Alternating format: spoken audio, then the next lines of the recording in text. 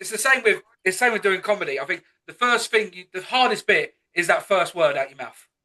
Totally, totally. And then I always think you can literally see my shoulders just relax. That first bit, and then you go, oh, they're warming to me, they're listening to me. And then when you get that first laugh, it's like your shoulders go back. You go, right, okay, now it's my show. But up until that point, I'm like, they hate me, they hate me. Like, they're not going to laugh, they're just going to stare at me. And then when you get them, you're like, yeah, let's go on this roller coaster together. I mean, because as you run your own night, I mean, like, when I gig around a fair bit, the audience can change. Have you sort of built up a bit of like a, a fan base, or is it any given customers, any given day, and you don't know who's going to come through the door? No, so I am a complete comedy geek, right? People who know me, comedy has been in my life since I was about 16. Like, 4 years ago, Sharon. yeah, I love you Oh, we're already. flirting on and off camera now, aren't we? Bloody hell! We are. Oh my God, Oh. people have to pay for the bits behind the scene, but never mind, there we go. But yeah, so like I always say, if I ever wrote an autobiography, it would be Last Night a Comedian Saved My Life. Like it's like comedy's always been there for me. Yeah, start singing.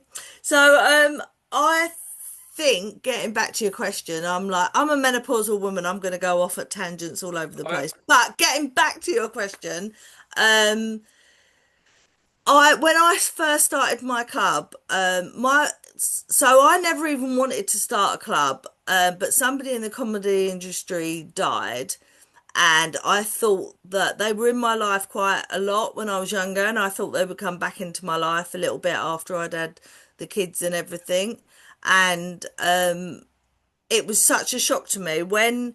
So I phoned a couple of comedians that I still knew from back in the days, and they said, "Look, start your own club." And I was like, if I'm going to start a club, I want it to be like a family. I want it to be so where I hold my nights is in an old Napoleonic fort, and there's a drawbridge and everything.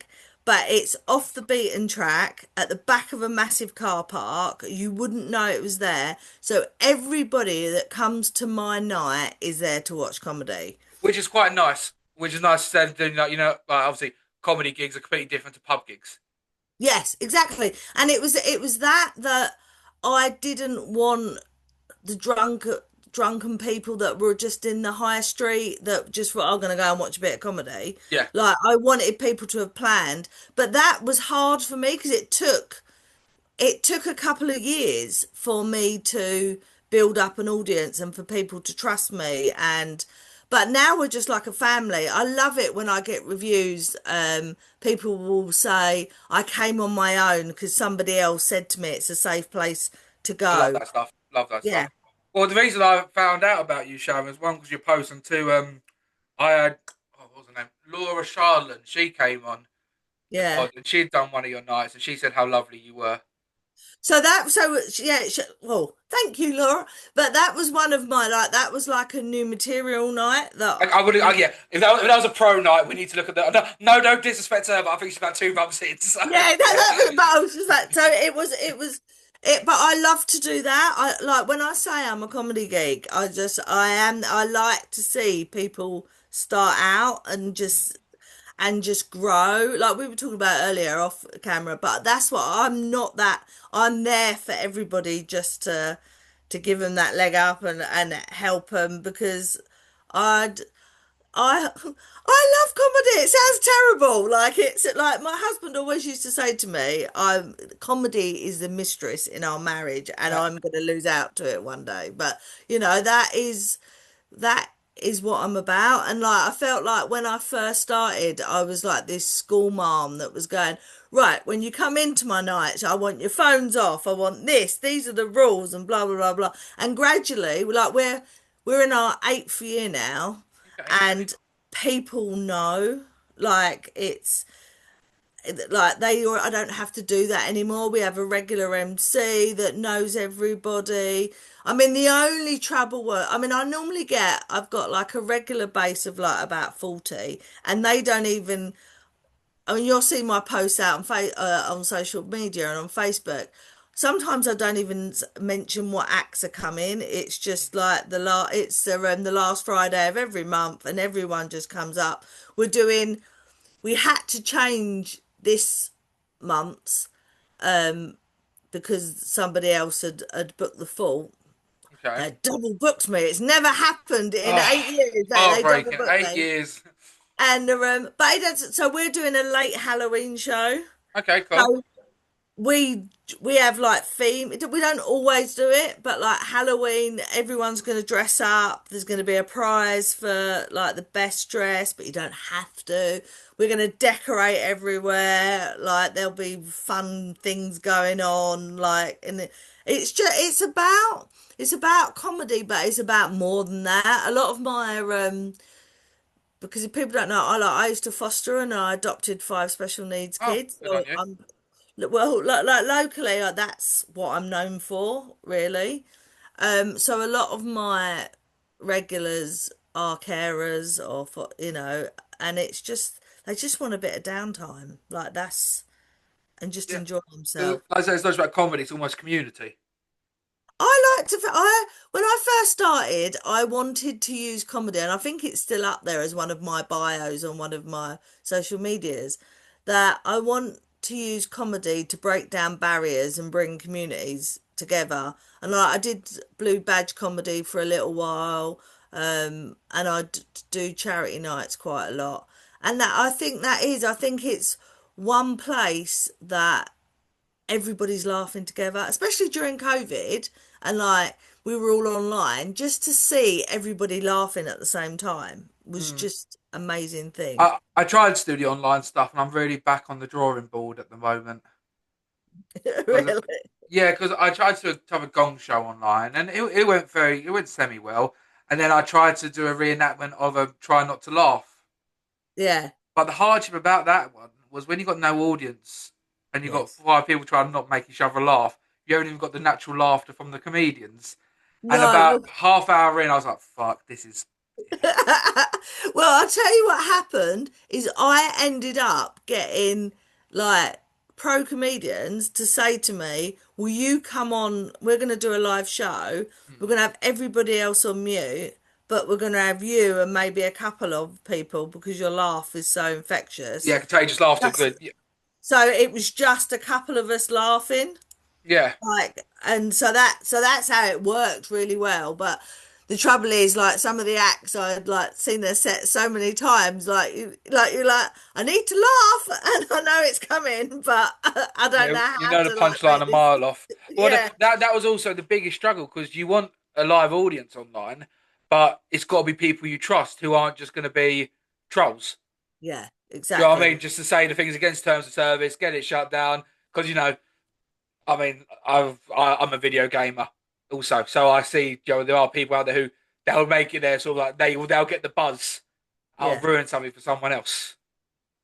Oh, it's just that's the like the well, I'm just gonna tell you what everyone knows, but that is just such the downside of I think of online and community as we are at the moment. Like it's just don't get me started actually. I'll go all wishy-washy and I'll go all mumsy. Oh Like no, Sharon, I've been accused of being racist.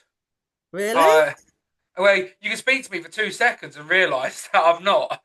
But on on the Instagram, bloody hell, like Really? people love jumping on bandwagons, love jumping on like trends and things, and loving trying to like cancel people. Whereas I think the second you start a really positive progression and you get good momentum, people don't like it. Really? Yeah. I've like I suppose because I don't know, I sort of steer away from getting into big debates on social media, and I do write quite a lot of um stuff because I am a proud ally. So like, only I've got best friends trans, so I do write a lot of stuff that could be like polarizing. Is that the right word? And I don't, but I don't know whether it is because I do it in such a way. I don't know. Well, I don't. There's no. I am surprised I don't get more people coming at me than what I do. I'm glad I don't. Look, Oh don't yeah, get me one wrong. day, fingers crossed, Sharon, you'll get your hate messages. But you know, Opened it up now, and that's you. what's going to happen. I was when you start getting hate, it means you're doing something right. To be honest, that you're living rent free somewhere in somebody's heads. Oh no! I am so like I'm literally looking at my washing now, like as we're doing it, and like all my t-shirts have got love or like, do you know what I mean, or some sort of message. I'm so I found this has got nothing to do with comedy. Well, I suppose it has, like so, but because I used to go and watch comedy, and when Jonathan Ross, this is how old I am, started doing the Jonathan Ross, The Last Resort on Channel 4. Yeah, I used to go and see it all the time, and I just happened to be there when Maya Angelou was on there, and that woman changed my life. Like it's just you just read her quotes every day. I read one of her quotes, and it just you just go, yeah, she's so right. Like I don't know where all this hate is coming from because I don't I think know. most of it's fabricated to sell stories. Do you reckon? I truly think. I think 99.9% of people just want to live in harmony, and it would be like, and also I think most of us we just don't care. We just want to get on. We want to live, love, life. Do you know what I mean? Like, I think you're right. I think you're right, but it's it just sells that stories. yeah, and there is that there's that little percent that just yeah. Anyway, let's move away from that But because I don't know, would you I'm ever think of doing I'm a? all about the love. Okay, well, speak. I'll do one more on the love, and I'll move on. Would you ever think of doing like an LGBT, um, etc.? So that's me being ignorant, I know, but you know, yeah, Yeah, I a mean, night. so I literally so the first well this it was the second ever Medway Pride, but the first one that Right, yeah. was done at Rochester Castle, I co-emceed the whole night. Actually, Love it was it. a really so I was up in Edinburgh, and then they asked me because it sits slap bang in Edinburgh. They asked me whether I would co-host it, and I couldn't turn it down. So I got the night bus back from Edinburgh, Mm, did that's a had journey. 2 hours sleep, emceed for 8 hours, and then got but I know actually then I got the train back up there. Like so, my But voice went. It was awful. I've just realised something. Pride is like an event that happens different times of the year, different places. Yeah. Is it the same company? No, it's like it's just It's the local. locals because I remember every year in Dartford, I could have told you 9 times out of 10 who was going to be on the bill. Twist and Pulse. Well, funny enough, we had Thank Twisted you. Pulse this year. It's the first time we've ever had them, but it was them. Yeah, I went, and then what did I do? I had something else. Tribute Oh act of Celine Dion. no, we didn't have to. We Ricky had Martin. no, we had Dolly Parton. Oh, you got to have a dolly. You got to have a dolly Yeah. wherever you go in life, to be honest. And we've got a really good local drag act called Drag with No Name. He's amazing. Nice. Good name. He is I could watch him for hours. He's just so good. But Good. yeah, and then as part of that we do like a Pride Fringe. Is that what Um you're doing next year? no, that's completely We'll get separate. into that then, man. Yeah, cool. Go on. So so Medway Pride Fringe, we do like up until Fringe, we do like different events, and for the last 2 years, I've done an LGBT comedy night at the lead up, and I also so this year Medway Pride lost some of its funding, quite a bit of its funding actually. So I did a comedy night to raise an LGBT night to raise funds for that as well. Um, I'm just trying to think. So yeah, I am looking. So the people that I do Medway Pride for, we've always had a discussion about me starting a monthly LGBT night as well. So that's on the it's on the cards, but it's you know what it's like. Sometimes you don't want to take on too much that you actually lose You don't like, sight of. yeah, you don't dilute the quality, and also it is a lot. It is a lot. And it comes overwhelming, and the last thing you want to do is wake up in the morning and go, "I've got to create 5 different posters today. I've got to reach out to these people. This one comedian's not got back to me. Da, da, da. Oh, how Yeah. much is it outside to inside? It might rain, might not rain. Or something. You're doing weather dance, well, like rain dance on the roof, and Yeah. I there's mean, a lot of admin. There's so much admin to doing an event. and people don't realize that, do they? Like Risk that's assessments. yes. Like your local council, not G 10 notice. Fuck me, yeah.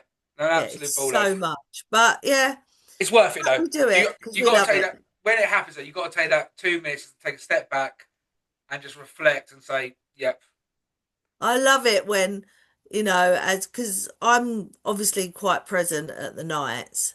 Well, oh, and that's one of the other reasons I don't like to MC. Because I think if you MC the night, I lose that going in the green room, seeing if everyone's all right, seeing if the audience is all right, and I'm keeping an eye on on the timings and making sure everyone's got lifts back to the station if they like, do you know what I mean? And I think if I know, you're 100. MCing, I get the guy who owns the club doesn't isn't the DJ.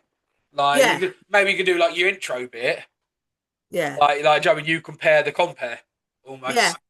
Well, I have a brilliant sound man that does that. He's like does voiceover work, so he usually Nice. like does all that for me. So yeah, I mean, once on the night, I am just sort of Mrs. Meet and Greet and make sure everybody is having a good time. But I think that's important, especially if you're looking after regulars as well.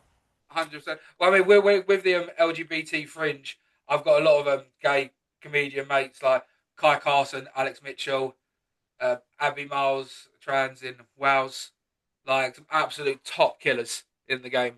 Well, we need to swap notes. This is what we were saying earlier. We We need to do. swap. We do need to swap notes. Funny enough, actually, I don't know why I'm not even promoting this. So our first show in 2026. Which shows this the LG. So so it's my pro night, Okay, Sharon's night. but Sharon's night, main night. Yeah, yeah, so last Friday it's of every month.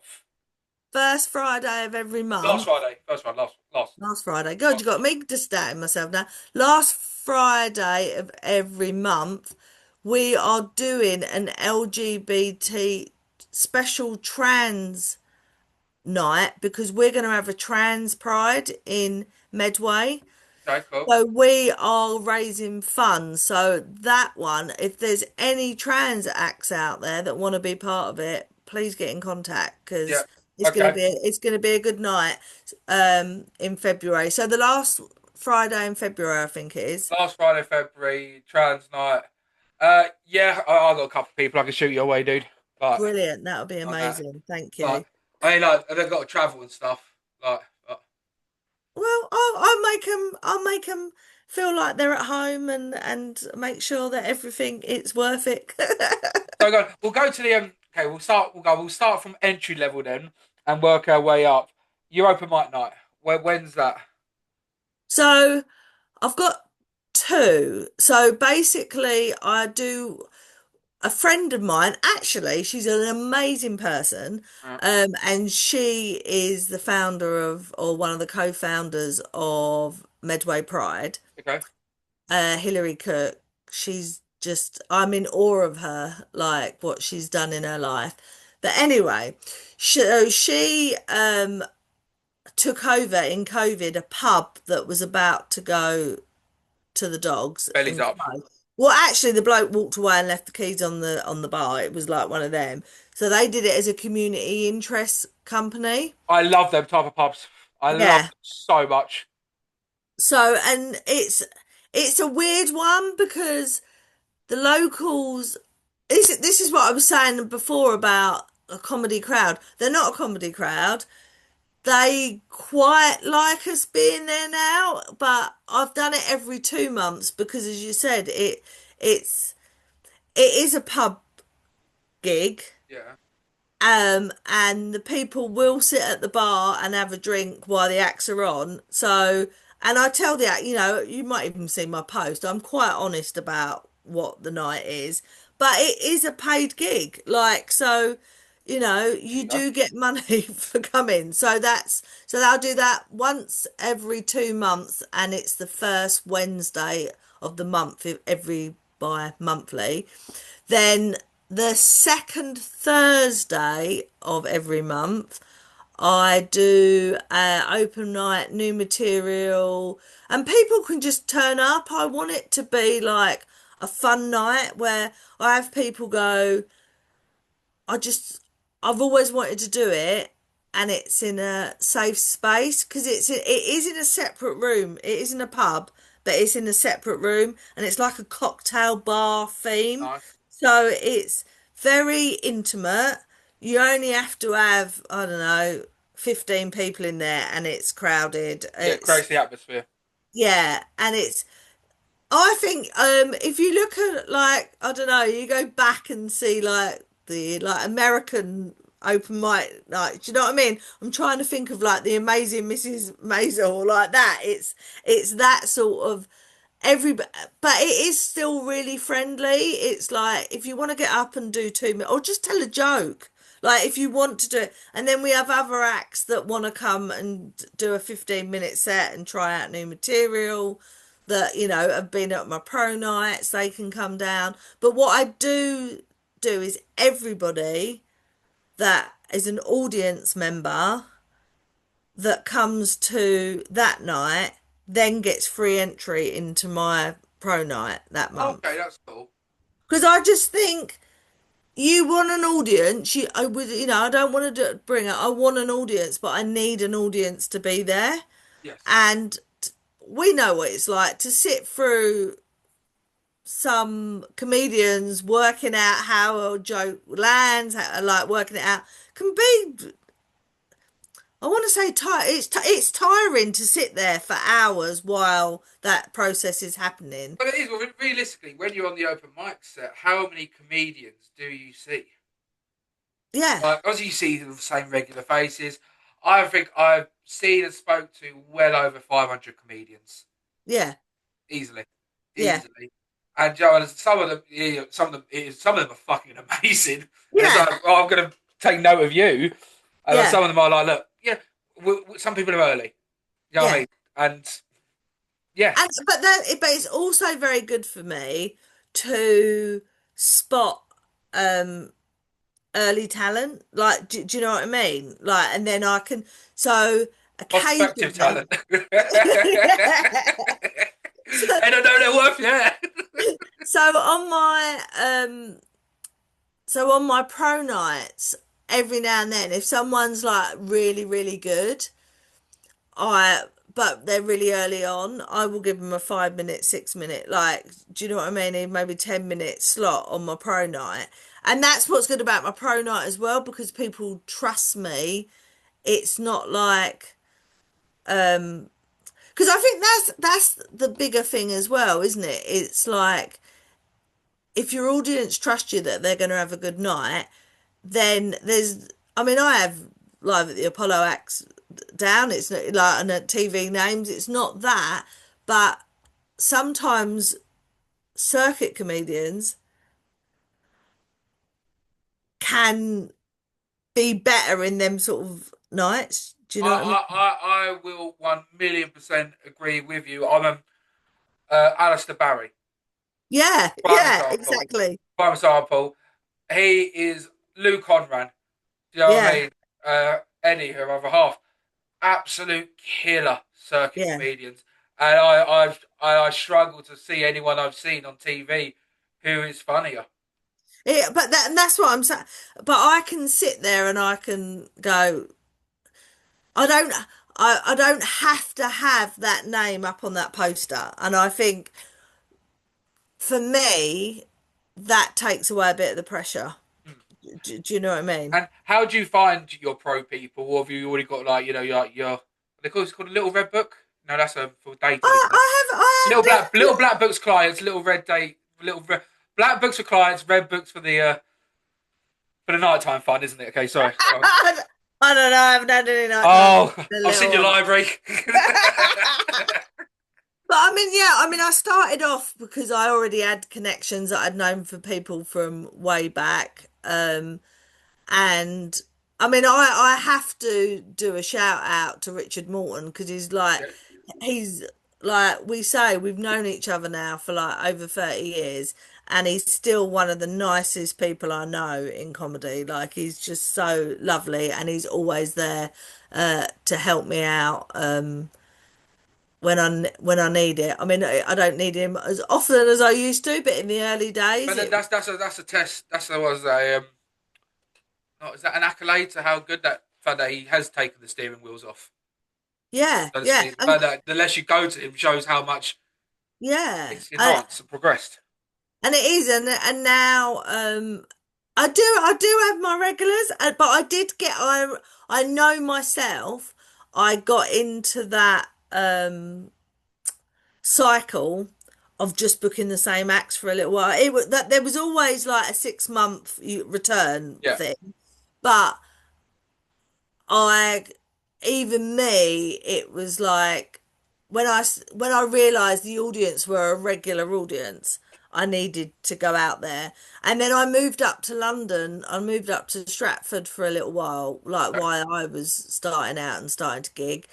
And that was really eye-opening to me. Like I was going out either gigging or going to gigs like 6 nights a week. And it sort of like kicked me up the arse like quite a bit to go, right, this is what you need to be doing. There's so much talent out there. And not that the people I was booking weren't very talented, but I just needed to broaden that horizon a little bit. Well, I think there's so many good acts out. Even on the open mic level, there's so many good people out there.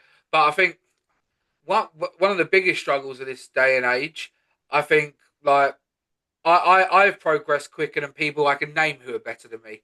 Like, and I'll be open about it. But you need the social media presence now as well. You need the marketing. You almost need to treat it as a business Yeah. to grow in this game. I feel like it was really hard. So I never wanted to be a comedian, right? Okay? There was nothing in me that wanted to go up and stand. I love watching comedy, but I never wanted to do it myself. Then during COVID, some local comedians, some Kent comedians said, "Oh, I think you should do a writing course." Okay, cool. And I did this writing course and I got my 6 minutes and or 5 minutes. And then Went on for six though. yeah, it went on for about 10. Um and then but because it was, how can I put this? So I did it, and then when we came out of COVID, they said, "Oh, you need to do it." And at the time, I had a bar and with a comedy night upstairs, like venue upstairs, and they said, "Right, you need to do it at your venue." And it was weird because I knew everybody, and I didn't really want to do it, but I recorded it. And just for a laugh, I swear there was no ego in this whatsoever, but I just sent it to some people that I knew in the industry and just went, "Oh my God, look at whoever thought that I would do this." And then I had them go, "I'll book you, I'll book you." And before I know, like my sixth gig was at the stand-up club, Piccadilly, like going on just before Ian Stone. I was like, this is like, and in my head, because I'm such a comedy geek, I was thinking this shouldn't be happening. Like, I'm getting gigs that I'm only getting because people know me. Like, it's not, But whilst say case, I was there's always a percentage of accuracy to that statement. You know, and there always you can be good, but people want to help people they like. Like, I think I have that. Like, um, I think I'm, what's the word I've only ever died on my ass once. I And always love asking what time did you bomb the hardest. yeah, I did. It was, that was it. But I think like I always had people saying to me, "Oh, but you're really likable when you're on stage." So the audience will give you the 2 minutes, and by the time you've got through the next 3 minutes, like you're homeward bound. Like, do you Yeah, know what I mean? So, and it was quite a good story. But then I felt like if I, so yeah, so then I got through to, started getting through to the competitions and things like that. And I thought, if I really want to do this, I need to go and do the groundwork Yeah, because I'm ahead of myself in gigs. I don't really know how to handle hecklers. You haven't had that training, have you? Like you haven't, I'm just being wheeled out on pro nights to do 5 minutes and then wheeled backstage again. I'm yeah. not getting anything. No, yeah, 100. With crowd work and hecklers, I'll treat it as two different things. With hecklers, I know a lot of compares will say to the crowd on the open mic circuit, don't heckle the comedians. Yeah, In my personal opinion, I think that's incorrect because I think you do need thick skin in this game. you And do. the only way, it's honest, the only way you can know how to combat a heckler is by being heckled. Yeah, And be like, oh, that felt shit. You know what? Oh, next time someone says this. yeah. And like, it's a hard one to learn, but it's better to learn that in front of 5 people instead of 100 people. Yeah, totally. And just I didn't think I was getting anything from the gigs because I was going on with pro acts. So they had already got the audience in, like the Warmed audience up. were already ready for it. Like so I didn't know how good I was. Does that make sense? So I went and did I did Jeff Innocent's course, Oh, which love Jeff. I can't so believe he's only blown. I know this might be England. Like, I've known about Jeff for I think about 12 years now. When I was getting pissed in Greenwich when I was in like early 20s, I saw his face all over Greenwich, and now he's starting to become a bit of a nationwide name. It shows how yeah. long it bloody takes because he's fucking amazing. Well, I mean, he's like so. It's really, really funny because I was so up the creek. I was there at opening night at Up the Oh, Creek. okay, cool, So I used to go to the tram shed. The tram shed in Woolwich is where I started off at. nice. So I just missed Howland Pace. So I was like south of Deptford. So it was just, Rob Newman, all then David Baddiel, that sort of, and Lee Evans down there, and Yeah, that sort of era. Um, I'm sorry, I probably lost loads of. I used to see Arthur Smith, all that sort of era. Um, oh, Mark Thomas, obviously Mark Thomas. yeah. Um, so You're just going for your red book, Sharon. I am going through my red book. I'm just trying to think. So yeah, I mean, we literally would finish at the tram shed, and then we would get a cab back with any of the acts that were going to the midnight show in the Comedy Store when the Comedy Store was still on Leicester Square, Yeah, and that's where I'm going to leave them stories. But so I forgot what I was. See, menopause, right? So Jeff, I've known for years, did his course. And what was really funny was there was one day that I was in his course in the morning, and then when the British Stand Comedian of the Year used to have actual industry judges as well, I yeah, was one of the industry judges nice. at this, and it was a semi-final. So I said to Jeff, like while we were doing the course, you'd be nice to me tonight because I'm on judging you tonight. So there was like this has always been this like weird balance. And yeah, Jeff was he was nice to me that day because he doesn't like my material. Does he But not? but I think People called him a racist. well, that is part of his act. Yeah, so he's got black misses. Right. Well, do you But think I mean comedy has changed like since then? um Was funny's always been funny. I think funny's always been funny. I think breaking barriers have always been there.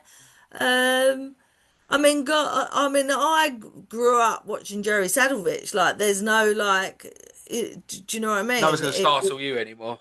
No, that's the thing. It was, I would go down the Comedy Store. Like, there's nothing like seeing Jerry Sadovich at the midnight show at the Comedy Store. Like, that's, I don't know. So, I mean, that doesn't exist anymore, does it?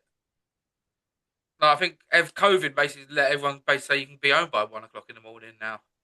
Yeah, I do. Did feel that there was a struggle getting people back again because I do think that people have just, whereas people used to go out on a Friday night. I've always done my nights, my pro nights on a Friday night because to me Friday night was always comedy night. Although when I was younger, like we used to get time out, and me and my mate, and we used to like we used to circle all the places we thought we could get blag our way in on the guest Nice. list. Yep. And that would be where we were going that them weeks or them nights of that week.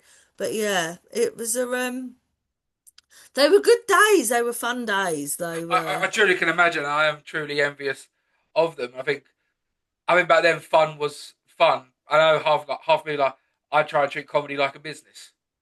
Yeah, Although I started off doing it like that, I still do the Excel sheets and all that crap. I treat the yeah, pod like a business. Let me rephrase this: pod's like a yeah, business. Comedy is my downtime to yeah. go out, have a drink, and try and make people laugh. Usually it works, you know. Well, I Usually, mean, I mean, I mean, I've got so many like Edinburgh stories like from that era, but I mean, the one that stands out is that Chris Lynham and Malcolm Hardy. I'm trying to think if it was anyone else. Did this bus comedy thing. So okay, you cool. so you brought tickets to this bus, and then Bus you or put busk? it was like a double decker bus. Bus. Sorry, I thought you were saying busk, like No, busking, no, like no, street performing comedy. no, no. I used to see Eddie Izzard do street I performing. I've done it after where was I? Come out with something in the store, not comedy store, but another place called store, and I was pissed getting the train home 12 o'clock in the morning, 12 o'clock at night, whatever, and there was just missed the train by a minute. Go outside have a cigarette. There's a homeless guy there with a sign. So I ended up doing stand up comedy busking for anyone going by. They didn't donate to him. I heckled them. And I think about 20 minutes, I made him about a tenner. He was like Oh, so appreciative. I was like, no, mate, like, I appreciate you. Like, look, no. we're all Oh, a stone funny throw enough. away from this. Well, you saying that, digressing again, I do the sleep out in Medway Okay. every other year, and speaking to people that have been homeless, and they said like one of the worst things you can do, even if you haven't got any money, is just ignore them. Yeah. Like if they ask you for money, just don't pretend you haven't seen them. Like they're a human being. Just say to me, "I'm really sorry, I've got no change." And, like just pass the day with them. Like it's just Oh, that. a million billion trillion percent. I mean, I did Dirty Dog in Southend, Terry's place. Lovely guy, lovely venue. A couple of 3 weeks back, and I ended up getting a cab back that cost me 120 quid because I ended up getting pissed with two of the tramps outside because I was just chatting to them. Like, and Yeah. it was like, oh, like, I was like, oh, look, I'll go to the shop. Like, I'll buy a couple of cans. Just sitting there, just chatting war stories for about 2 hours. Yeah. Realised I missed the last train. I was like, shit, I've got to spend about 120 quid to get a cab back from Southend. But I said, they're just normal people. And like, yeah, but it's just nothing worse. People go by and they look like they're better than somebody. Yeah, Nobody's better than exactly. anyone. No. But the bus story, Right, the Edinburgh. bus story. So we brought this. I'm trying to think who else was on there, but no, I think that was just it. And then while you were on the bus, they gave you dares to do. Okay, cool. So one, it started off quite well. I suppose it wasn't really that tame, but we started off because it was the night that the tattoo was going on as well at the castle. So all these people were dressed up in like their ball gowns and black tie, and they gave us all a reel of sellotape, and we had to jump off the bus and just go up to complete strangers that were dressed up and start wrapping sellotape round them, right? It was just crazy. I don't even know how I did it, or but you just get caught up in that moment, and Oh, yeah, yeah. it's Malcolm Hardy, and they're like we're just having fun, and he's pushing us to our limits, and then it ended up with us all doing ring a roses round a Securical van, Mhm. with the Securical van saying to us, I think, I can't swear to this, I was talking to Chris Lynham about this, and we think there was a gun. Either he had a gun or Malcolm Hardy had a gun. And the Securical van was like letting out the loudspeaker, please disperse. This is linked to the police. If you do not disperse within a minute, I will be sent. And you just think, I just looked at my mate and was like, this is fun, but I think we might be pushing this. Yeah. I love Malcolm, but I do not want to end up in a cell for the night. No. But, I love them stories because that's something you just take with you forever, isn't it? I mean, it's one of them. Yeah, it's one of them and it's one of them stories I love telling because It it needs just zero fabrication either. no, Like that's what I love. Is like, there's no emphasis. But a comedian's job is to emphasise, a true story. That's gold on its own. it was it. I wish I could remember like some of the dares that we had to do. Like, but I think what you said about emphasising that was it. Like I was sitting with Chris Lyon and going, I'm sure one of you had a gun, and he went, yeah, yeah, I'm sure I had a gun, and like you just think, why wouldn't they have a gun? that's oh, that's so funny. But that's nice.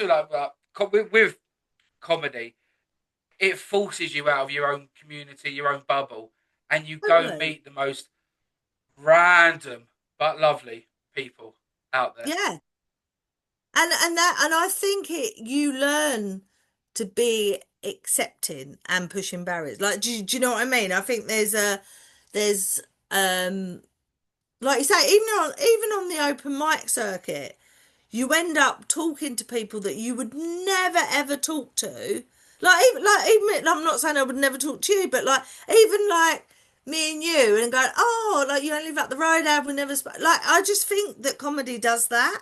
Yeah, it's common. Yeah, exactly. It's a common interest, and it builds it. But that's what I'll always say to every comedian out there, especially because I try and do this pod more on the evidence of teaching newer comedians. Do you know what I mean? Like stories to realize like everyone's bombed, everyone's Yeah. been where you've been. I can never emphasize enough. Stay unless there's reasons like safety reasons. I mean, don't want to get the last train home, or you got work the next day. If it's not out of your control and you feel safe, stay till the end of the gig.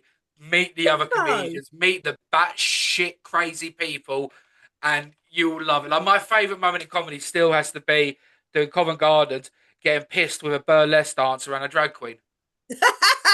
And it was give and take. And like I was chatting shit to the drag queen, and then also like goes in most like deep tone. It was like, my balls are bigger than yours. It's like, oh, like we're there, we're all like drinking prosecco, being fancy pants, and it was just like, it's like this outside of comedy, this would have never happened in a Yeah. million years.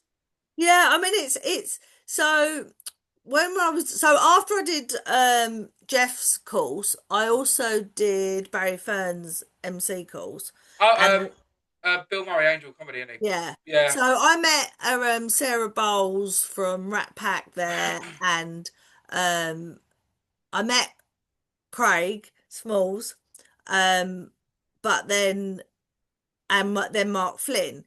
And I've got really like me and Sarah, best mates, um, and Mark and Craig, and we used to say the three of us, we would always try and get on gigs together so that we could socialize. Yeah. And like even so, me and Craig have gone back to like more promoting, and Mark's out there are killing it. Um, but we still like to meet up every now and then and just, well, I say when we meet up, it's really crazy because we'll go over there for Sunday lunch to one of Craig's pubs. And last time I got home at 5 o'clock in the morning. Oh, love it. It was like coming over the Dartford Bridge. Mark was driving and we was just watching the sun come up. It was like I've had a good night out with my boys. It was just like I was knackered for about 3 days afterwards, but it was really really good. I mean, Yeah, yeah, the people you meet, and it's weird because you'd only meet them like a couple of my mates in comedy now.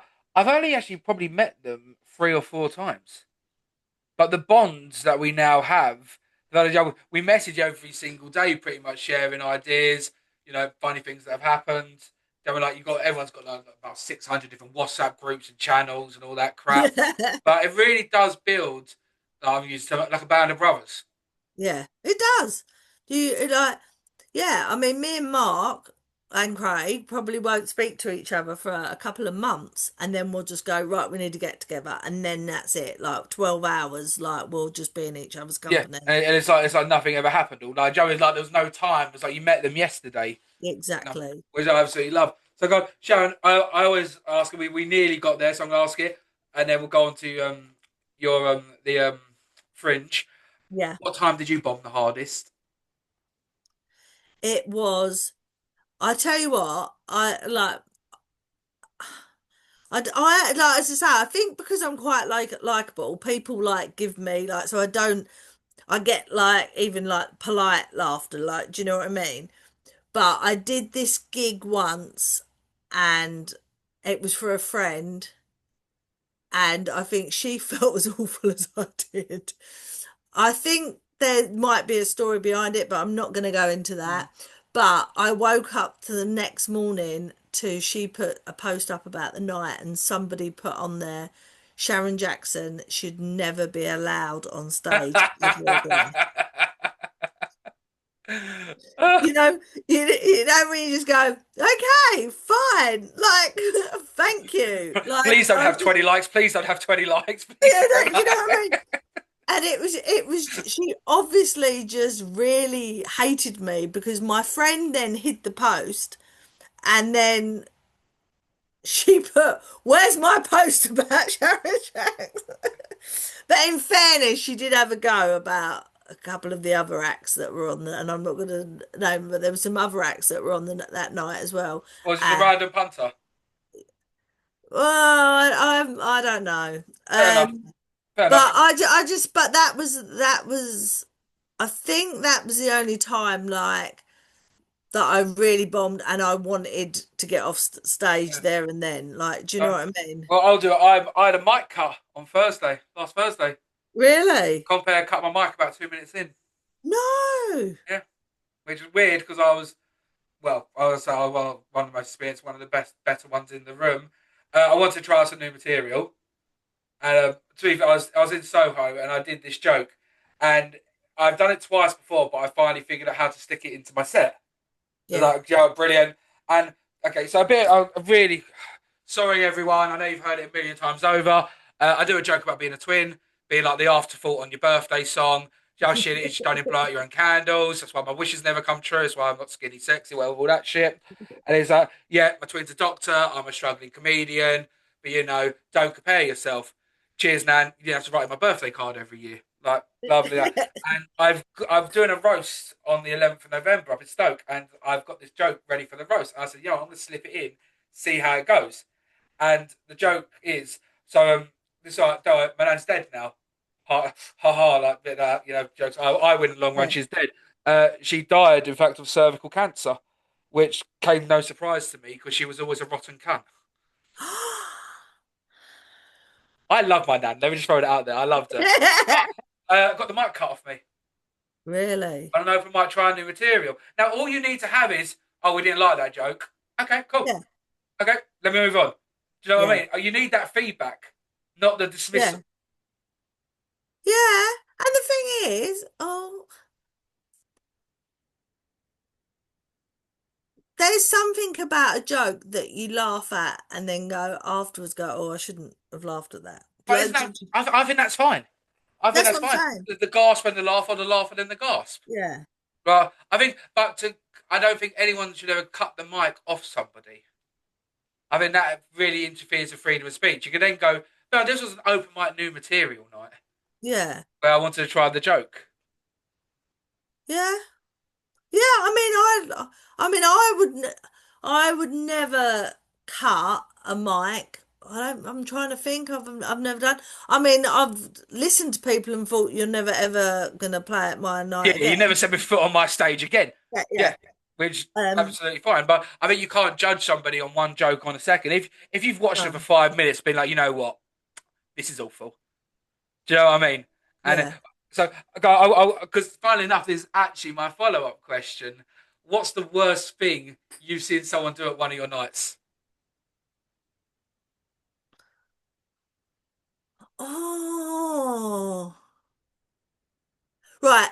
The worst thing I've ever seen, right? And this is not this, this is this is not his fault, right? Okay, can I also say I real quick, in about Sharon, this is episode 142. I have never had a story about the worst time a woman's done something on stage. Why is it well always? no, Why do men have to be fucking pricks in this game? Yeah, you haven't got to say he. I know it's a bloke already. I could draw him for you. what I'm gonna say is it wasn't his fault. Right. So the night I do for my friend in the community thing, Yeah, right, when I say it wasn't a busy night in there, so we started off with about six people at the bar, right? Who continued they drank throughout it. yeah. And then love him, Jake Steers had come all the way down to Kent to do this gig. And by the time he got there, one of the people at the bar had got so drunk and pissed everybody else off, right?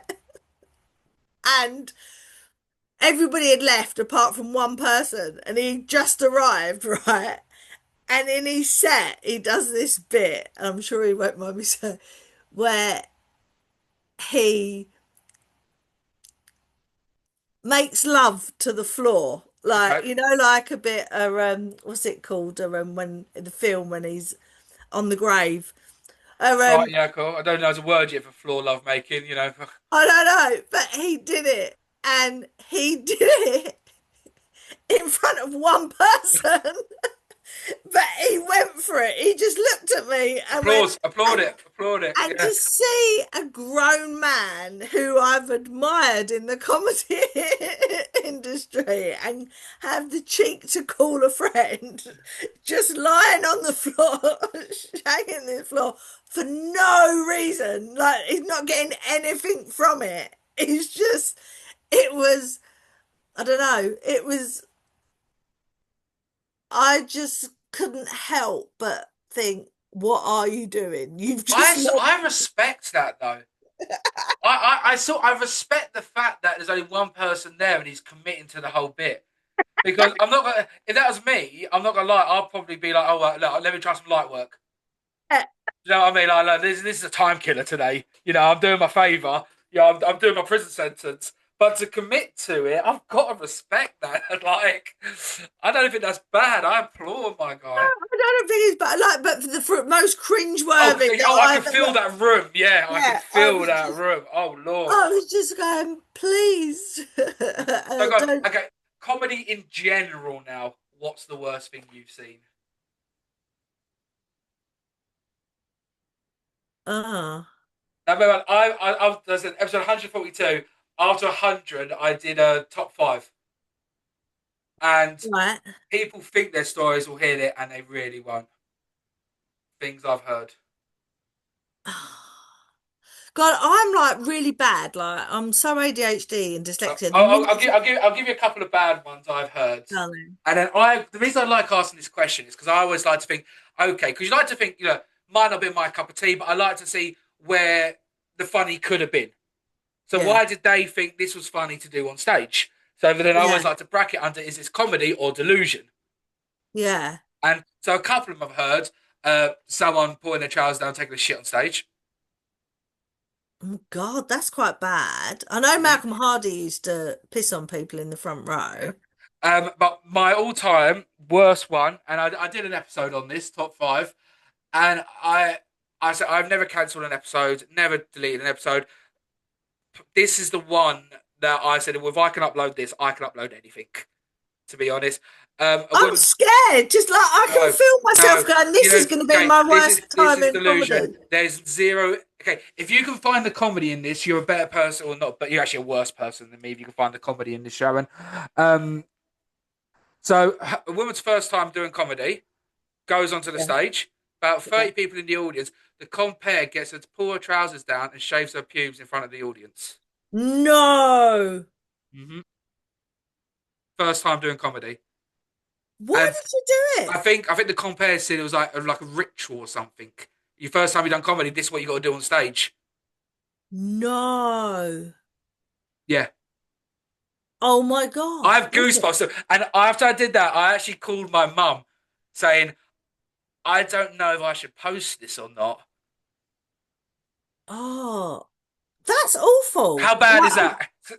Obviously, number one. It's the worst I've heard so far in 142. So a guy making love to the stage in front of one person, like, do you know what I mean? That's not top 50. no. I'm so glad that nothing like that has ever happened to So me. I've not witnessed anything. I have, I know SA, all that stuff. I know it happens, and I'll try and jump if I can help it. Like I was gigging with this girl the other day, and I paid for a cab home, 14 quid. Don't care. Yeah. Like, do you know what I mean? 40 Yeah. quid, peace of mind. I know, you're not gonna, whatever. I'm not even gonna go down that road. Don't care. Luckily, I've never seen any of it myself. No. Oh no, I've ne like I always make sure that all my acts are on the last train or like they get cabs to and from the station. Like if Or like a verified source, because I've spoke to a lot of like attractive young girl comedians, and they say like a lot of the guys will be false pious, false chivalry. I'll drive really you up there. I'll drive you back. I have heard stories, but it's again like it's like what we were talking about. There's always going to be a dark side to this Oh, industry, and there I would say is. 92% of comedians are lovely. Yeah. 8% I weird. I just yeah. But that Has that knocked you for six a little bit, hasn't it? it has Yeah. like That's why. I That's why after that episode, I was like, you know what? That's why after that, I said, I don't cut anything. I don't change anything because I was like, look, if I can post this about this, and I messaged them after saying, look, can I post this? Like, look, do you want me to cut that bit? No, it's absolutely fine. It's what happened. I mean the mother in me just wants to like reach out to her, but I also like I d- I don't know if this helps, but she was about 52. I don't know if that helps. I think that makes it even worse. Oh well, okay. I can't say any more because it'll filter out what episode it is. I have to force people to go But back. so I c- oh I don't know. I'm like really shocked. Okay. Like I Now the can't. question is, try and find the funny in that. And after about 4 months, I still can't. I can't No, find the funny in it. And I can make jokes. I make jokes about everything. And now I just struggle to see where the barrier is, or where okay, it was wrong, but he did it for this angle, for this laugh, and I still can't come to that I still conclusion. can't get to how they got there. Like, did he? I don't know. Did he suggest that that's what he was like? I don't I didn't delve too far in the I rabbit hole, bet. and I personally don't think it'd be fair for me to like No, expose no. more I know on like Yeah, no. if I ever do an episode of her again, this is all it's going to be on is that, to be honest. But like Yeah. other than other than that, Well, all yeah. I can say is, yeah, that's all I can like. That's But I also, just I think like a lot of promoters, and like I know from you see it from the comedic side. I've seen it a bit from the promoter side. Now, once again, 92% of promoters are absolutely lovely. You are fabulous, Sharon. But well, I a mean, lot. I had so back in the day when I used to go to the tram shed, Addison Cresswell always said to me, if you ever become a promoter, these are the rules. You look after your acts. Make sure your acts feel comfortable and relaxed. If your acts are comfortable and are relaxed, they will make your audience comfortable and relaxed, and your audience will then make your venue a nice place to be. and that's how you do it. And I've always lived by that motto. I look after That is my acts come amazing first. advice. The best advice. Like that's how it works. Hmm. No one wants an act who doesn't want to be on that stage because if Yeah. that, for whatever reason, if they don't want to be on that stage, then you failed as a promoter because they're going to go up on that stage. Your audience will feel it, Yeah. and then It's actually quite the weird. Like, atmosphere's gone. when I was starting out, I'd rather play in front of a dead room than a live room Really? because I thought if it's a dead room, the worst thing I can do, I can't really kill it any further.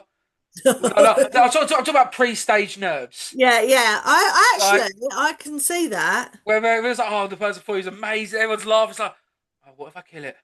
What if I Yeah. kill the room? Like, not just kill it, absolutely. You know what I mean?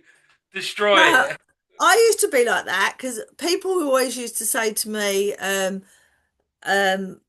and maybe it's because what I said in the beginning that I would be pro nights, and then when I went back to doing open mic nights, I always wanted to. I didn't want the person that had just been on to be really good Yeah. because I wanted, like, yeah, I wanted it to be me to work hard and get them on side.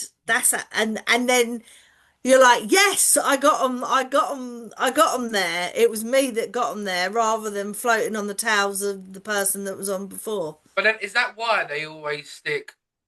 So you're pro night.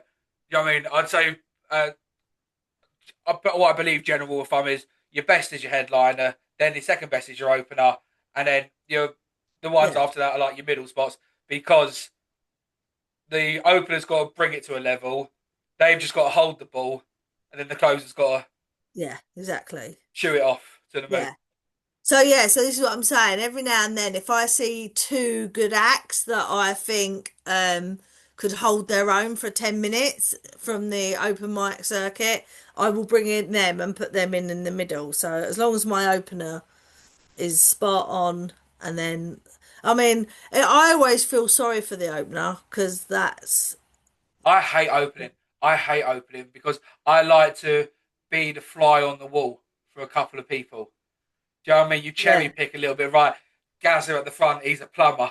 You know yeah. what I mean? Stacey over there, she's her kid babysitting tonight. She's out of her girls. Like, like I love like the research gathering before. I think as well though, people liked me opening because they would always go, "Oh, you'll get everybody." I think it's just the mum. I think I go on stage and I'm just funny enough. Me and Jeff had this. So Jeff has this thing that you shouldn't say hello to the audience. That's the MC. That's the MC's job. Your job is to go on there and do a set. And Okay. I had a thing with him and said, but hold on a minute, Jeff. When I go on stage, people see like this mumsy figure. I would not say hello to the audience. You tell me to be authentic, but I can't, they won't know, they will know that that's not authentic me because I would go on and say hello. And he went, all right, Shaz, I'll let you have that one. We Like, we're the episode just before you. He said hello. He says hello in his comedy the first time all the time, but he only had it for the first time the other day. Them say hello back, really? and that really threw him. Like hello, and then the whole audience went back saying hello. And that absolutely threw him because you'd be like, hello, yeah, my name's Dan, da, da, da, whatever. But the Yeah. second he said hello, the whole crowd regurgitated it back, and he just threw him completely. But, Oh, no. I mean, I have this bit in my set that I talk about going on to dating apps with, and in one photograph trying to express, that I've got 7 kids, and like, and then I go by 4 different men, and normally it's that thing, and then I'll explain I adopted 5 special needs kids and I got 2 things, so I'm a saint not a slag after all. yeah, I love. but, Oh, great, great, cool, man. That's a good one. Yeah, I like that. but I did it at hot water So I got into it and I said, oh, so I've got 7 kids by 4 different dads, and this person at the back who was absolutely lovely just shouted out, way to go, Shazza! Through me. Like, do you know what I mean? It was like I wanted to talk to her, but I couldn't. The timing was going to be out if I did. If Oh I yeah, it would stopped have killed the talking, punchline 100%. yeah, it was just. But I just so wanted just to stop time then and just talk to her. It was brilliant. Oh, what? Shaz? Oh, me too. Well, I'm about to call you a slag. Like, Oh, it's so funny. oh, so well, the shit. The one we've got to talk about, or no, I want to talk about is Fringe. What? That's how. Yeah. What is it? What's come about it? Give me the layout. Give me the It's juice. so exciting. Honestly, I've been talking about this for, I reckon it's got to be about 10 years. We've been talking about doing a Medway Fringe because we got the 5 towns all like together. We got the castle. Like everything is in place for it to be a really good festival. But Yeah. and as I say, everyone's been told. I've been talking to different people, and then I happened to be at a trans awareness night, and someone came up to me who does a lot in Medway, like through the Arts Council and everything, and said, "I'm thinking about doing a Medway Fringe Festival. Do you want to be the director in charge of comedy?" Love it. And I was like, yes, of course, I would love that.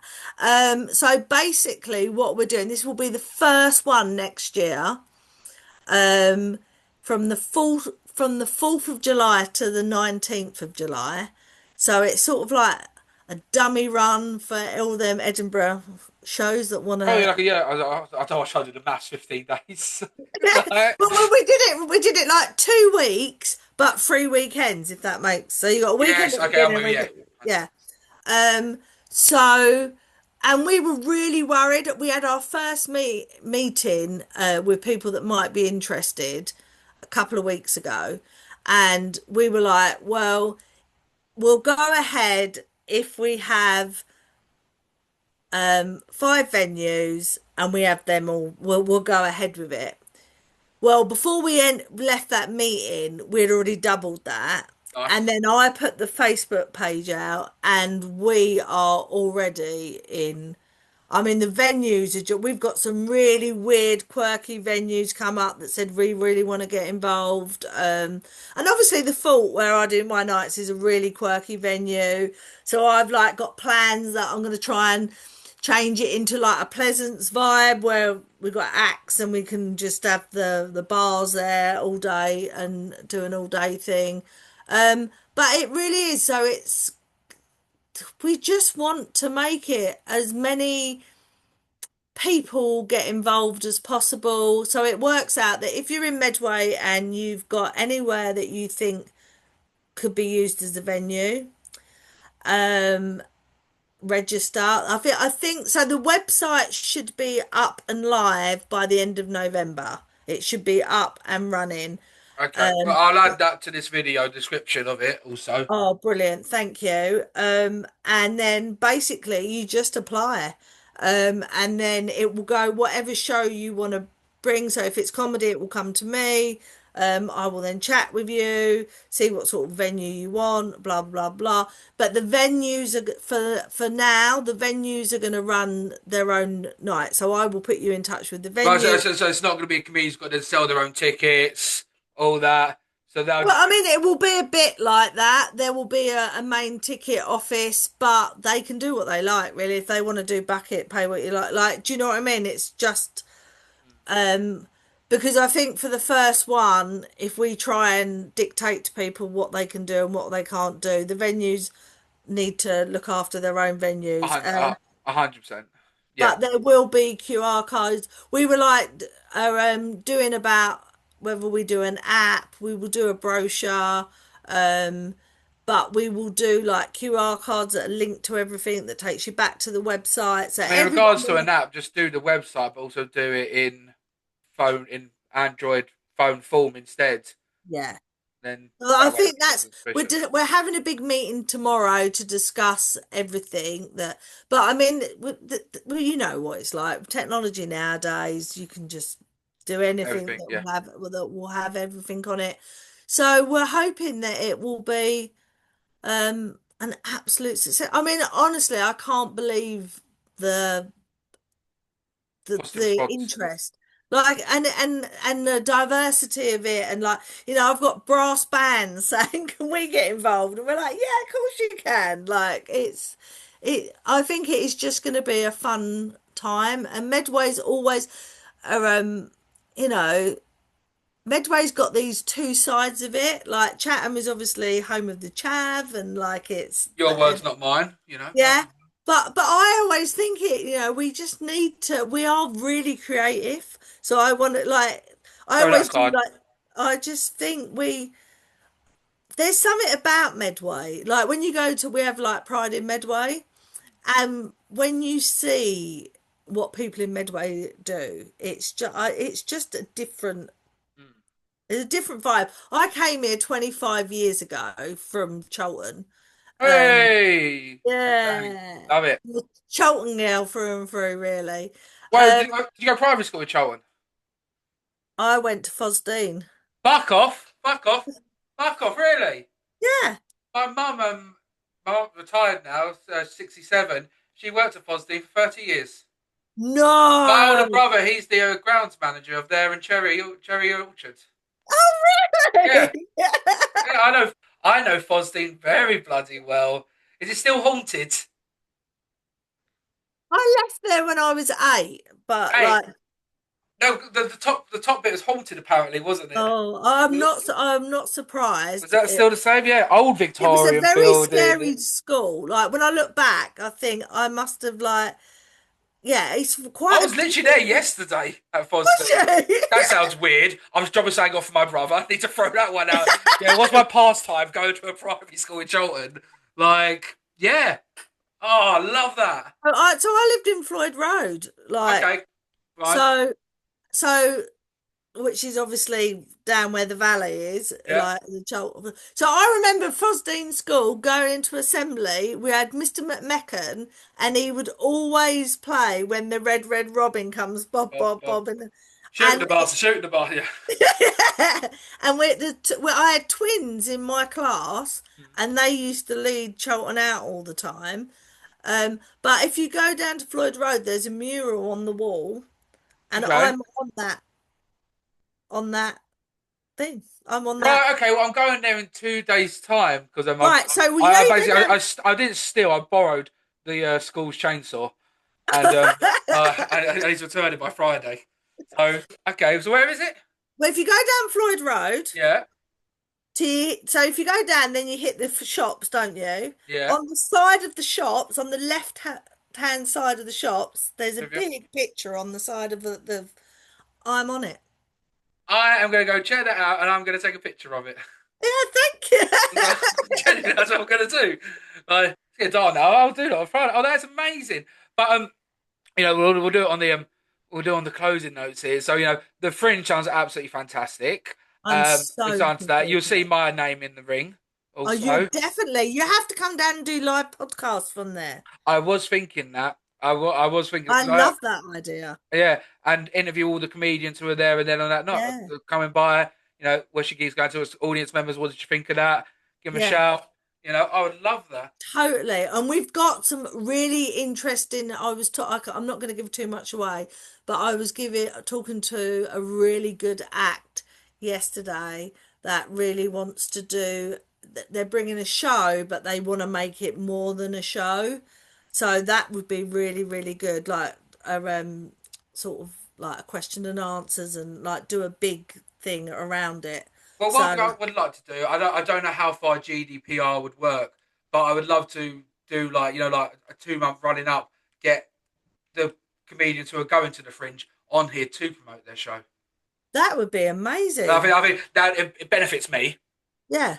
and it No, benefits that you, would be and that'd be a really. nice little collab, to be honest. I think that would be amazing. I would be well up for that. Same here. So, So I've got to come bomb on your stage first, haven't I? To be honest, you you know. have to come down to my stage. You have to. I do. Sharon, I'll end it with this question. I always end it with this question. I mean, you've answered it already perfectly from the promoter perspective. So I'd ask from the comedy perspective. Someone comes to your open mic, they've never done comedy before, and they say, Sharon, can you give me some advice? I'm thinking about getting into comedy. What advice would you give? And you can't say just do it. I would say, I always say when they say to me, "Oh, I don't know where to start with what to do," I always say to them, just think of a story that's happened to you that you find funny and just keep saying it over and over, like talk it out. And then you will find that it will just, you will add things in it without, because I'm dyslexic, I don't write anything down. So I Not will even your disability. That's such a played joke. I'm sorry. It was such a played joke. It's a cruel joke. That joke, Oh, isn't I it? don't mind. I like. I'm past all that. Believe me, all the cruelness happened in school. Like they used to, like I not, no, not at Fosdene, because they didn't even. No, at Fosdene, dyslexia wasn't even there. But when I went, so I went from there. I went to Cooper's Lane Yeah. in Grove Park, which was also very similar building to Fosdene. And I used to sit there, and of a morning they used to say, Sharon Howes, which was my maiden name, Sharon Howes, could you go to the library and have your extra reading classes? And I used to have to get up from the class, walk all the way through the class. Like, there's nothing, nothing can humiliate you more than doing that. So yeah, so I'd, I will talk it, and I'll just keep going over it in my head, and then especially first thing in the morning, the minute I wake up in the morning, I will go through my set in my head, Okay. and you haven't got any of them insecurities or anything, and your brain's at its most active, and just let it go. Like, don't try and like you're reading a script, just let it flow, and you pick up loads of little things, nuances and things like that, and you go, oh, actually, maybe if I said it like that, that's better. Like I had, A million percent. And I mean, one thing in particular is like when you think you've no, there's no such thing as a finished joke. You'll no, think of a joke. You'll think of a tag 3 months later, 6 months later, a year yeah, later. But oh shit, like yeah. and I remember I do this bit oh just quickly, and it was I was at an open mic night, but quite a good open mic night, and I do this bit where I won't go into it, but I end up with a yeast infection under my boob, and I tell the story about that, and I say, and then but the doctor gave me a bit of a cream and a bit of advice, and then I go on to the next bit, right? And I, so it was never a thing, yeah, right? And then one night I was really doing well, like I was killing it, and I just went, and your ego sort of takes over, doesn't it? yeah. And I just went, and he gave me a bit of he gave me a bit of cream and gave me a bit of advice, wash you dirty bastard, and and then that just stayed in. Like it Yeah. got this really big laugh. And you never, I've got a bit in my set now where it gets a laugh every single time. Not the best laugh, but it gets a good laugh. And I don't know why it gets it. I do this thing about, it's a bit, I won't do that bit, but I do this bit about, so the last, so I talk about my boobs, and I say, the last time these saw, I'm trying to do this in like in nice words. The last time these saw any knobs, the last time these were graced with knobs was, Plural, not singular. yeah, the last time these were graced with a knob were the No, see, crumbs we're from back to my, singular. Okay, we're back to yeah, yeah. singular knob. The last time these were graced with a knob is what the crumbs from my hobnobs while I'm watching Married Brilliant. at First Sight.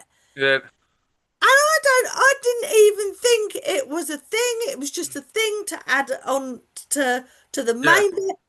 Gets a laugh every time. And I'm like, I don't understand why that's funny. Like, Yeah, I mean, some of it is like like low hanging fruit. You do feel a little bit, a little bit guilty. Like I do a gay marriage joke. That's a takeaway joke. Obviously, I'm not against anything yeah, whatsoever. And I start it with, "Oh, are there any gay people out there?" Usually, yes. Oh, thanks for coming out, and that's it. So yeah, thanks for coming out, and it's so innocent, and it always guarantees a laugh. it's funny, isn't it? It's just like I do about being 5'10". Are there any short people here? Yeah, I'll ask you to stand, but there's no point. It's just like Yeah, it's so cheesy, so bad. but I bet that them things come from you just, but like as I say, just saying it and it just flows, and then just try it out on set because something that you don't think might be funny actually lands, and you just keep it in there like it's I Yeah, don't know. I think one of my other bits is try not watching acts. Try not to do it as if you're reading it like a script. Do you know what I mean? I see oh yeah, lots of don't do yeah, yeah, acts just like doing that, and look, everybody does this apart from I cannot write stuff on my hand because I can't see it without my glasses on, and if I put my glasses on, I feel sick while I'm on stage yeah, because they're the thing. So I've never been able to do that. Never, I've had to it all be in my head. And I think that works as well because I haven't got that crutch to look down. yeah. So if I do go a bit off thing, I have to work a way to get back to it, or if I've missed a bit in my head. And actually, a thing that Jeff said to me once was, um, even if you do your set and you know your set, try and do it in a different order as much as you can. Every time you go on set, do it in a different order. So it's not as formulated, right? Yeah, so you do just know it off by heart. Yeah, so if you switch it round, because I found that after I'd started doing my 10-minute set for a long, I got bored of it, Mm. and I knew that when I was bored of it, the audience was bored. I wasn't getting as many Oh, laughs. they can read that like a million miles off. Like if you're not enjoying yourself on stage, if So you're not if you happy, so if if you're you change it round a bit, it's fresh for you. Go, oh right, okay, that's when that bit needs to be, and you're working with yourself all the time. yeah, To no, I love that. It's why it's like I've got about three opens, and I I'd I'll mix them up pending. Like one of mine is like, oh yeah, in comedy you can't laugh at fat people anymore. Makes this job a lot harder. Standards. The other one is if there's no women on the bill, I go, oh, I see we've got no women, so you chose to find a guy with fat tits to replace them. It's just nice, easy. And the one I always like, if I know I'm on a pro bill, people better than me. If I yeah, know it, because you got to know your own lane. You yeah, go into yeah, the yeah, yeah, and definitely. it's always like, okay, so round of applause for the compare promoter. They've got some amazing, amazing acts on. Your Marks and Spencer's finest beef. Get ready for your little reduced chicken. Guaranteed to laugh, I like and it. it sets the I do like expectation that. without being a prick. Yeah. I usually like, because obviously I'm a woman of a certain age. Actually, used to be a really good comedian, and she's not on the circuit anymore, but I wish I could nick her line because she used to get up, because we're very similar, and she used to get up and she would say something along the lines of, no, I am the act. I'm not the cleaner that's just walked on stage. Nice.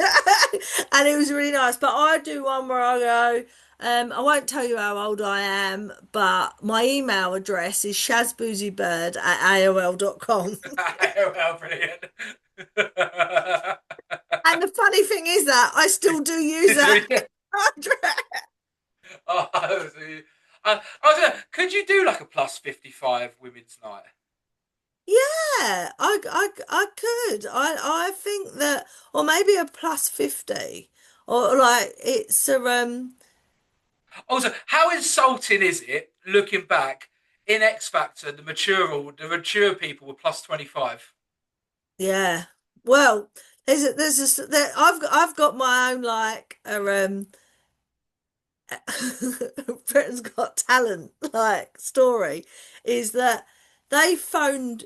that they messaged me. It was really weird because another act said to me, "I was Britain's Got Talent got in touch with you yet?" And I went, "No, no." They went, "No, we'll do." I went, "Okay." So then next year they got in touch with me, and I brushed them off. Anyway, the next year they got in touch with me again. And I went, "All right, okay, I did it. I did everything. I was like their like my backstory with the Yeah. The sound fostering, music was going to cue on 10 minutes yeah." before you even got on stage.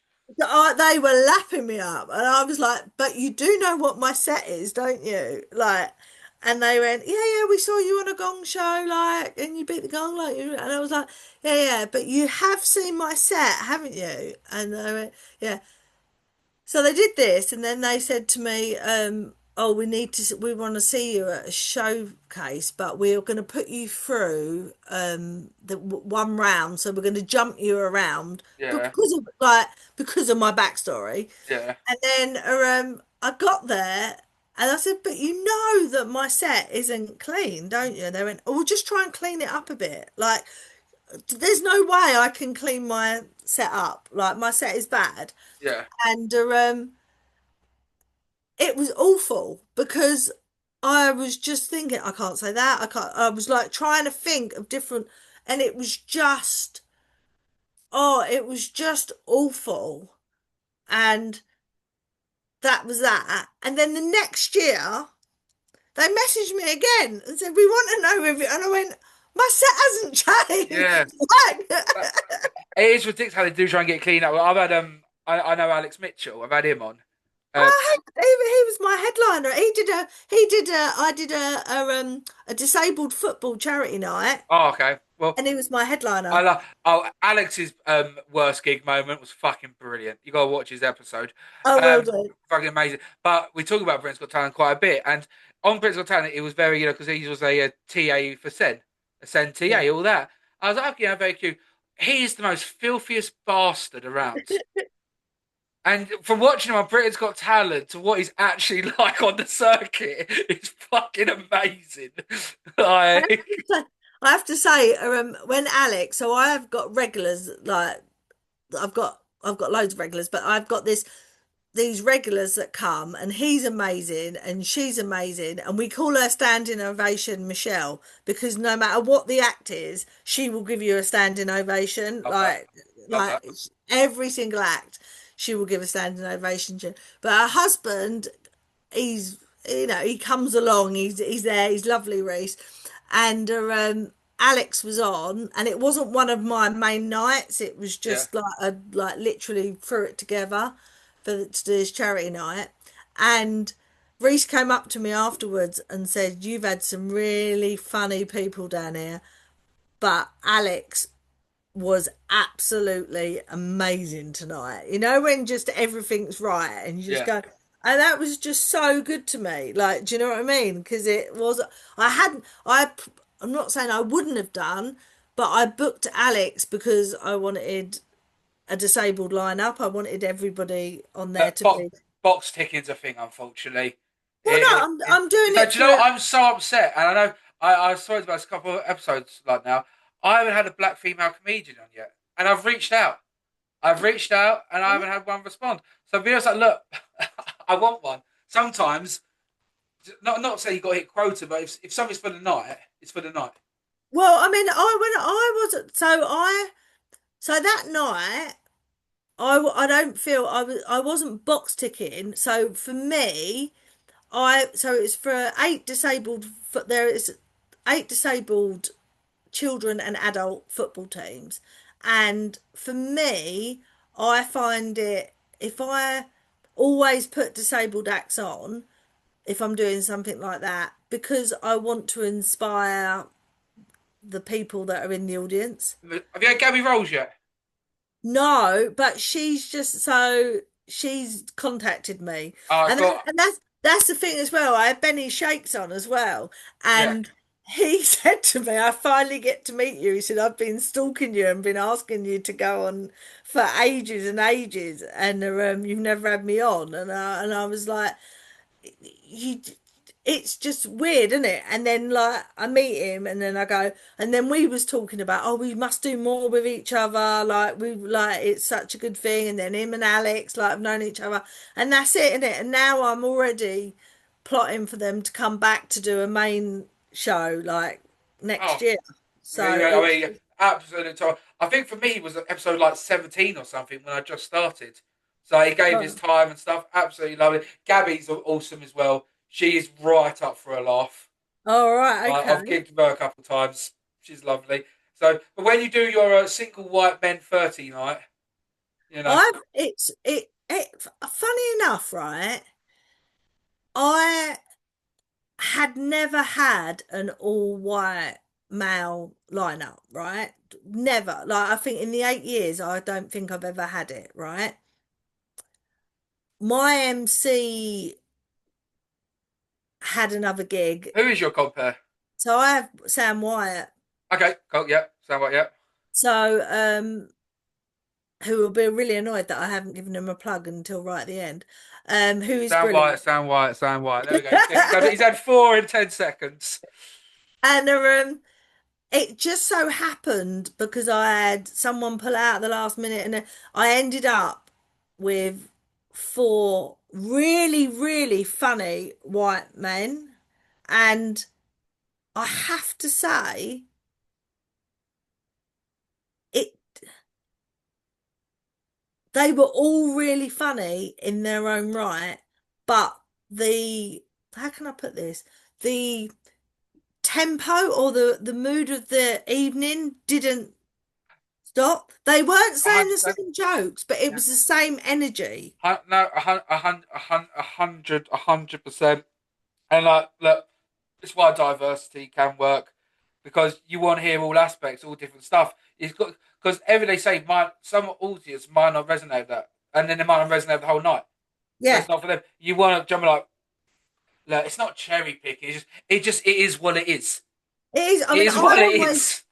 you get to know as well, like your audience. This is when I hate it, right? When people will come up to me, I don't hate it. That's a bit strong word, but I don't like it when people come up to me and go, "Will you put a comedy charity night on me?"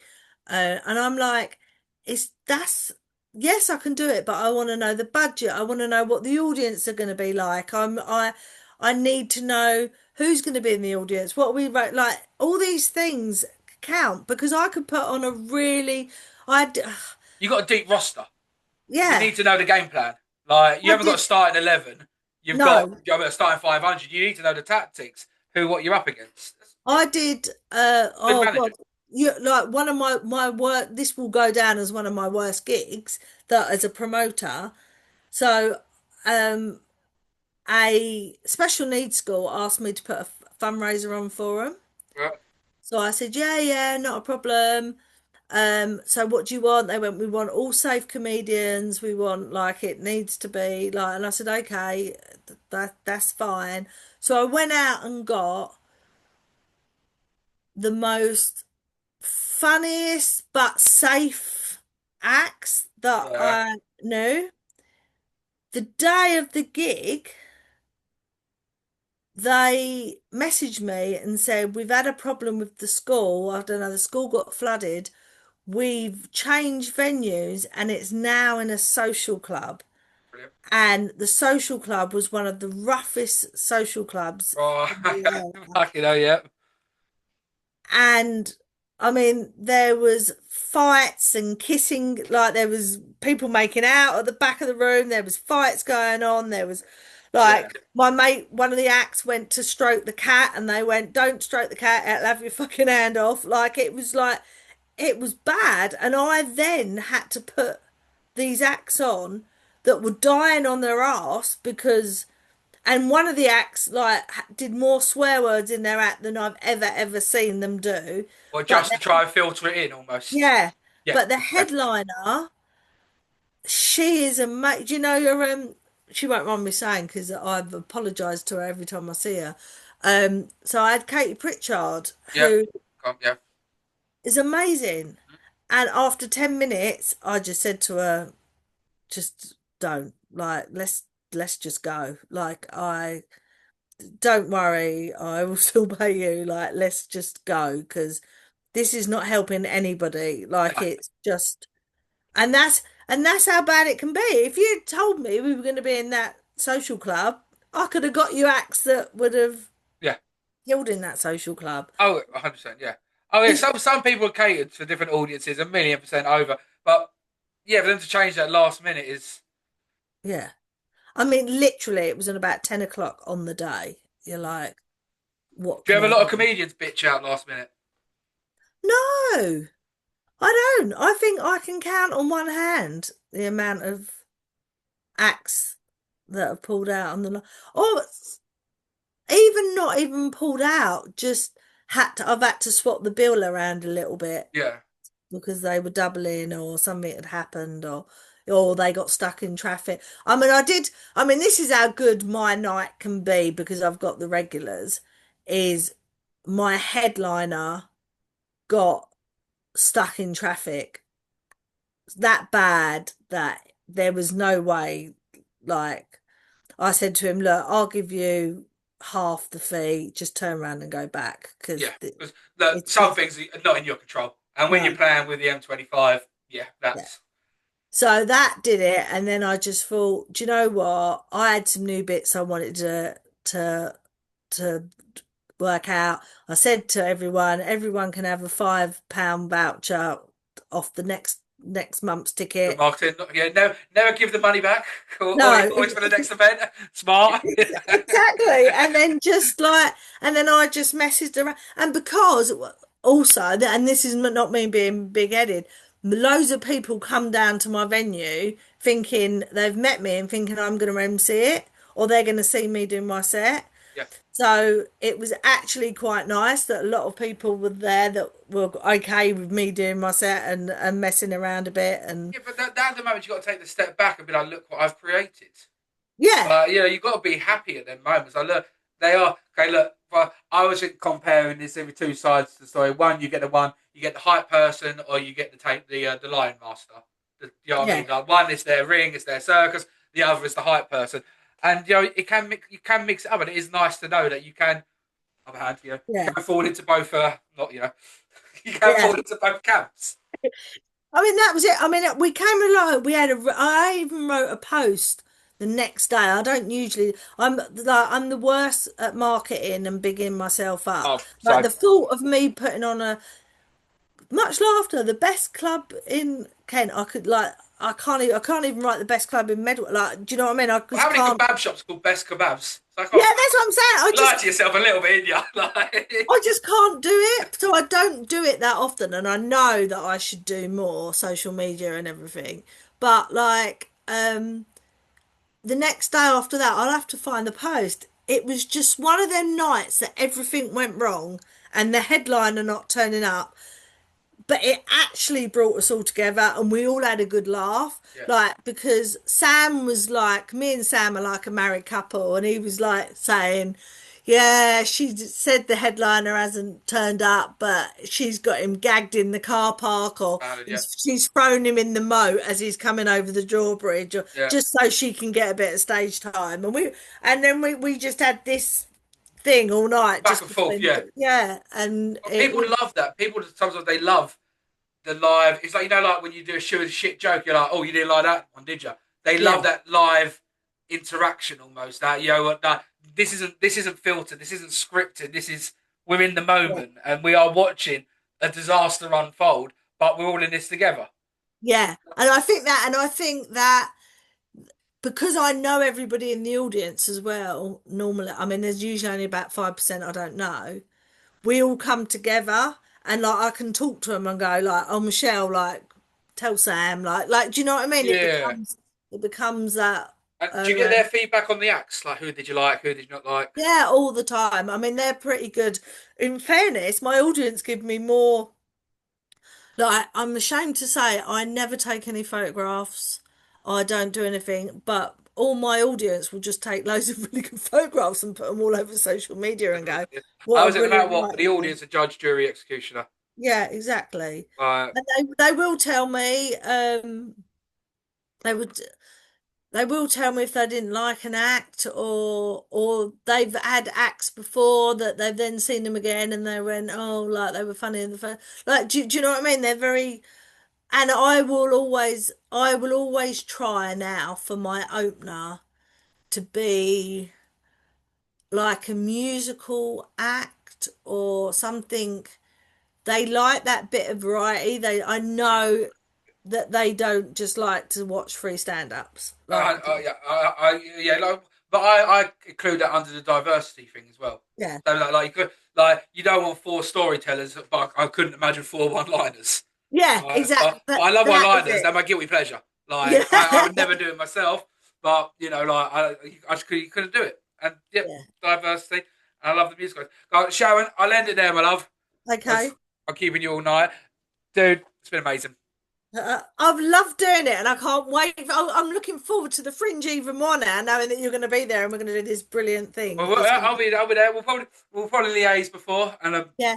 yeah, I'll come jump on you nice. Guys, thanks ever so much. Brilliant. Guys, thanks ever so much for watching, and Sharon, thank you ever so much. No, thank you. Cheers.